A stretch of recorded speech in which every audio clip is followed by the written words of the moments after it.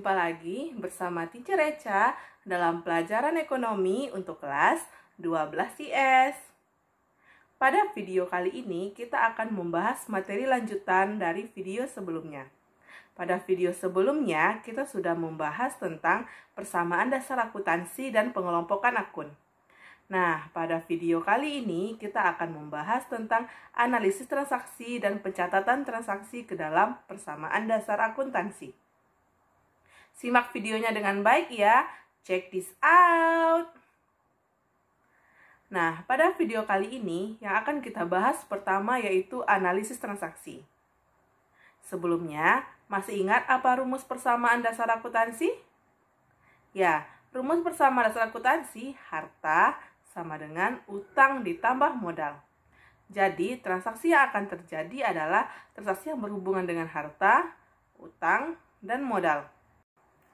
Transaksi yang pertama yaitu transaksi yang mempengaruhi harta dan harta. Contohnya, ketika kita membeli perlengkapan secara tunai. Ketika kita membeli perlengkapan secara tunai, maka ada dua akun harta yang dipengaruhi. Yang pertama kas dan perlengkapan. Kas kita akan berkurang karena kita membayar secara tunai dan perlengkapan kita akan bertambah. Yang kedua, ada transaksi yang mempengaruhi harta dan utang. Contohnya ketika kita melakukan pembayaran utang. Pada saat kita melakukan pembayaran utang, harta akan berkurang dan utang akan berkurang. Akun harta yang berkurang yaitu kas. Jadi, harta di sisi kas akan berkurang dan utang juga berkurang. Yang ketiga, transaksi yang mempengaruhi harta dan modal. Contohnya ketika kita menerima pendapatan. Maka, kas akan bertambah, modal juga akan bertambah. Karena pendapatan akan menambah modal. Atau transaksi ketika kita membayar gaji karyawan. Maka transaksi tersebut akan membuat kas berkurang dan modal berkurang. Karena pembayaran gaji atau beban gaji akan mengurangi modal. Selanjutnya, kita akan membahas pencatatan ke dalam persamaan dasar akuntansi. Yang pertama, yang harus kita lakukan adalah membuat tabel persamaan dasar akuntansi. Tabel persamaan dasar akuntansi yang pertama, kita isi dulu di atasnya dengan nama usaha kita, misalnya sebagai contoh Salon Melati. Kemudian di bawahnya kita isi dengan tabelnya merupakan tabel apa? Persamaan dasar akuntansi. Dan yang di baris ketiga kita isi dengan periode. Misalnya ini periode Maret 2020. Kemudian setelah kita mengisi informasi tentang usaha kita, selanjutnya kita membuat tabel. Kita isi dengan persamaan dasar akuntansi harta sama dengan utang ditambah modal. Harta terdiri dari akun-akun harta, kita isi di bawahnya ada kolom kas, kolom perlengkapan, kolom piutang, dan kolom peralatan. Kemudian di kolom utang ada utang usaha dan utang bank. Selanjutnya ada kolom modal, dan setelah kolom modal ada kolom keterangan. Setelah selesai membuat tabel persamaan dasar akuntansi, kita masuk ke transaksi. Transaksi yang pertama, Nyonya Dewi sebagai pemilik salon menyetorkan uang sebesar 150 juta sebagai modal awal. Maka, transaksi ini akan berpengaruh terhadap harta dan modal. Harta berupa kas bertambah 150 juta, maka kita isi di kolom kas 150 juta dan kita isi di kolom modal 150 juta.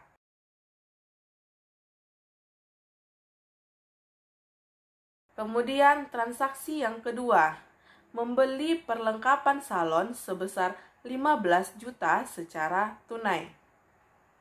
Maka transaksi ini akan berpengaruh terhadap harta dan harta. Akun harta yang akan berpengaruh yang pertama yaitu kas. Kasnya akan berkurang sebesar 15 juta. Dan perlengkapan akan bertambah sebesar 15 juta. Maka kita isi di kolom kas dalam kurung 15 juta, berarti itu artinya berkurang. Jadi, ketika kita mencatat dalam persamaan dasar akuntansi, kalau ada transaksi yang mengalami pengurangan, maka itu diberi tanda kurung. Jadi dalam kurung 15 juta di kolom kas, kemudian di kolom perlengkapan 15 juta. Setelah itu kita jumlahkan dulu. Berarti kas kita jumlahnya 135 juta, perlengkapannya 15 juta, dan modal 150 juta. Dalam persamaan dasar akuntansi, sisi harta dan utang ditambah modal itu jumlahnya harus sama. Berarti harta kita 135 juta kas ditambah perlengkapan 15 juta jumlah 150 juta. Kemudian modal 150 juta. Berarti jumlahnya sudah sama. Berarti transaksi yang kita catat sudah betul. Kemudian yang ketiga, membeli peralatan salon sebesar 25 juta secara kredit. Maka transaksi ini akan berpengaruh terhadap harta dan utang. Harta di kolom peralatan bertambah sebesar 25 juta dan utang di kolom utang usaha akan bertambah sebesar 25 juta. Maka kita isi di kolom peralatan 25 juta, di kolom utang usaha 25 juta.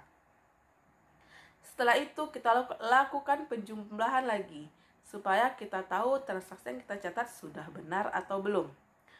Kas 135 juta, perlengkapan 15 juta, peralatan 25 juta, utang 25 juta, dan modal 150 juta. Selanjutnya, contoh yang terakhir yaitu salon melati menerima pendapatan sebesar 8 juta dari jasa rias pengantin. Maka pada transaksi ini kita catat di kolom harta dan modal.